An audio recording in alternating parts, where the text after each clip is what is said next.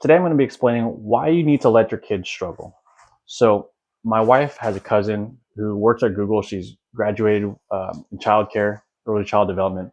And one of the earlier times she came over and she noticed Ellie does a really good job holding the pen. Maybe a little bit behind in language, but that's also because we taught her sign language. So we were expecting her to be a little bit behind in that area anyway. But what she had noticed was when Ellie's holding the pen, it was like this. Like this is a fairly advanced way to hold a pen, apparently for a toddler, and she was very impressed. And one of the ways we had helped instigate that was by letting her practice. Just we'd let her give her a huge sheet of paper and practice holding a pen. And to us, that seems fairly obvious, right?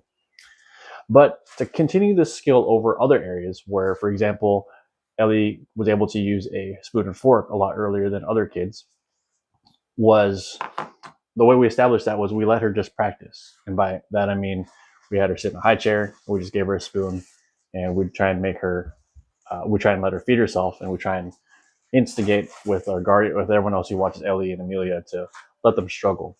Because as as a parent, obviously you have the general advice like, oh, you need to teach your kid everything, and they're going to pick up all this stuff from you. But it's almost it's very interesting to me how much you have to program into your kid.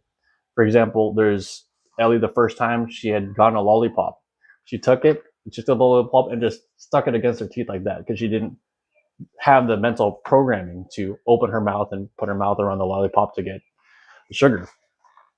So it took her a few tries to figure that out, and then she didn't, it clicked. But that only happened through repetition. So in this case with the spoon, if you're concerned about the mess and you're always just taking the spoon and feeding your kid, that's time where your kid could be developing the skill to hold the spoon and properly feed themselves. That is going to prolonging the time they're going to be able to actually do that. So my advice to other parents, just having seen the results with my kid, and I'm watching it unfold also in Amelia, is let your kid struggle, whether that's holding a spoon, whether that's trying to walk up and down stairs. Obviously, supervise your kid as they're trying to walk up and down stairs. But you're going to see as they hold things or as they try and walk or try and climb, you're going to see the mental picture kind of mapping in their head, and they're trying to get used to their body. And when they're doing this, my suggestion is also not to talk to them at the same time. Let them focus fully on what's happening. Let them focus fully on trying to hold the spoon. Let them focus fully on trying to walk up and down the stairs, or in Amelia's case, climb up and down the ladder. And just let them give them time to be in that flow state in their own body to finally get the mental mapping and physical mapping down into their hands and their feet. Because that's the only way to develop it. There's no fast way to do that. There's no toy you can buy that's going to speed that up.